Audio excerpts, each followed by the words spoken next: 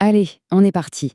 On va décortiquer ensemble une période complètement folle, de la fin des années 40 au cœur des années 70. Franchement, c'est une époque où le monde entier a retenu son souffle, vraiment suspendu entre deux futurs qui n'avaient rien à voir. On pourrait se dire, logiquement, qu'après l'horreur absolue de la Seconde Guerre mondiale, tout ce que les gens voulaient, c'était la paix. Reconstruire, souffler un peu, c'était l'espoir de tout le monde. Mais est-ce que c'est vraiment ça qui s'est passé? Eh bien, la réponse, elle est cash, non. Pas de paix du tout. À la place, le monde bascule dans ce qu'on va appeler une guerre froide. C'est une confrontation qui ne dit pas son nom, sans combat direct entre les deux nouveaux géants, mais dont la tension va littéralement façonner les 40 prochaines années. Et pour bien piger cette tension, il faut d'abord comprendre que deux visions du monde totalement opposées vont s'affronter. D'un côté, on a le modèle américain, de l'autre, le modèle soviétique. Et c'est bien plus qu'une simple rivalité de puissance, c'est un vrai choc d'idéologie. Ce tableau, il met tout à plat, c'est limpide. À l'ouest, on prône la liberté individuelle, démocratie, capitalisme, la fameuse propriété privée, et surtout un soft power culturel énorme avec Hollywood, le jazz, le rock, bref, l'American way of life. Et à l'est, c'est tout l'inverse. Le collectif passe avant tout, parti unique, économie totalement planifiée par l'État et une culture sous contrôle, au service de la propagande. On a vraiment deux planètes qui se regardent en chien de faïence. Et cette opposition d'idées, attention, ce n'est pas juste un débat intellectuel. Très vite, elle va fracturer le monde, en commençant par l'Europe, en deux camps complètement hermétiques. C'est Winston Churchill qui trouve la formule et qui va marquer l'histoire. Un rideau de fer s'est abattu sur le continent. Et cette division, elle devient physique, politique, militaire. Le monde se bipolarise à une vitesse dingue. Et pour rendre ça bien concret, on assiste à ce que les historiens appellent la pactomanie. C'est simple. Chaque superpuissance tisse sa toile d'alliance. Côté américain, on a l'OTAN en Europe, l'OTAS en Asie. Et côté soviétique, la réplique, c'est le pacte de Varsovie pour le militaire et le CEM pour l'économie. En gros, le message est clair, il faut choisir son camp. T'es avec nous ou contre nous. Mais pendant que les deux géants jouent cette partie d'échecs planétaire, une troisième force immense et pleine d'espoir commence à faire entendre sa voix. Ce sont les peuples colonisés qui réclament leur liberté.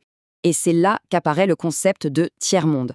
Le mot, il est inventé par un Français, Alfred Sauvy, et il est hyper puissant. Pourquoi? Parce qu'il fait directement référence au tiers-État de la Révolution française. Vous savez, celui qui n'était rien et qui voulait devenir tout. Eh bien, l'idée est la même. Ces nouveaux pays refusent d'être de simples pions sur l'échiquier de Washington ou de Moscou. Ils veulent exister par eux-mêmes. Voilà la phrase exacte de Sauvy. Elle est percutante, non? Ignorer, exploiter, mépriser. Ces trois mots, ils résument des siècles de domination coloniale et une soif immense de dignité et de reconnaissance sur la scène mondiale. Et attention, ce ne sont pas que des mots. Regardez la chronologie, ça va à une vitesse folle. Juste après la guerre, on a une première vague d'indépendance en Asie, puis le moment clé, en 1955, la conférence de Bandung en Indonésie. C'est l'acte de naissance politique du tiers-monde, et dans la foulée, c'est quasiment toute l'Afrique qui s'émancipe. En moins de 20 ans, la carte du monde est complètement redessinée.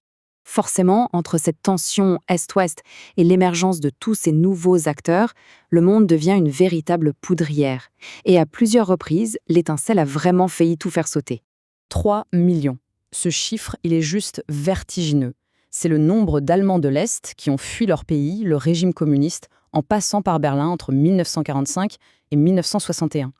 Pour le bloc de l'Est, c'est une hémorragie humaine, un désastre en termes d'image. La réponse va être radicale et d'une brutalité sans nom.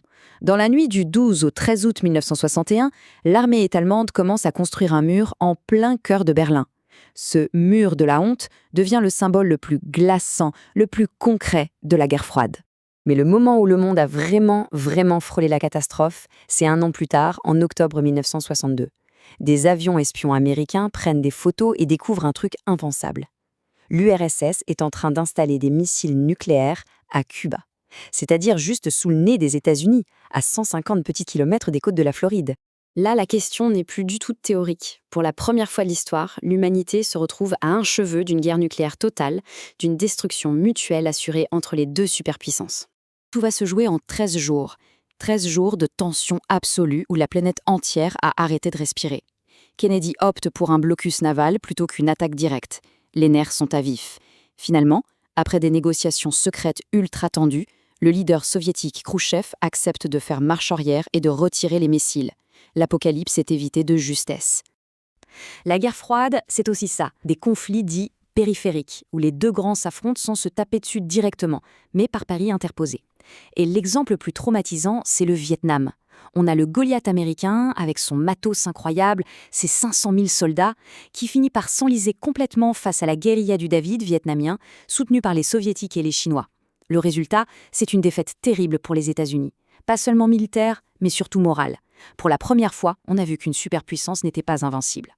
Alors, avec tout ça, Berlin, la crise de Cuba, le Vietnam et bien sûr l'émergence du tiers-monde, un nouvel ordre mondial va naître et il est beaucoup plus complexe que la simple division Est-Ouest du début.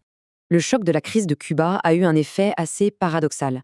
Il a forcé les deux grands à se parler. C'est le début de ce qu'on appelle la détente. Ils comprennent qu'ils ont une responsabilité commune, éviter l'apocalypse nucléaire. Attention, ils ne deviennent pas amis, mais des adversaires partenaires. Ils continuent de s'opposer, mais ils dialoguent pour gérer les crises. C'est à ce moment-là, en 1963, qu'on installe le fameux téléphone rouge entre Washington et Moscou. Et puis en même temps, les deux blocs, qui semblaient si solides, commencent à se fissurer de l'intérieur. La Chine de Mao et l'URSS, pourtant communistes tous les deux, deviennent des ennemis jurés. La France du général de Gaulle, pour affirmer son indépendance, claque la porte du commandement militaire de l'OTAN. À l'Est, l'écrasement du printemps de Prague par les chars soviétiques en 68 montre que même au sein du bloc communiste, ça grince. Et bien sûr, le mouvement des non-alignés gagne en influence et continue de dire « votre guerre, ce n'est pas la nôtre ». Du coup, au final, on peut se poser la question. Est-ce que ce monde a vraiment été purement bipolaire, figé entre deux blocs, ou bien est-ce qu'on n'assistait pas déjà, à travers toutes ces crises, ces indépendances, ces fissures, à la naissance du monde beaucoup plus complexe, multipolaire qu'on connaît aujourd'hui? C'est une bonne question pour réfléchir.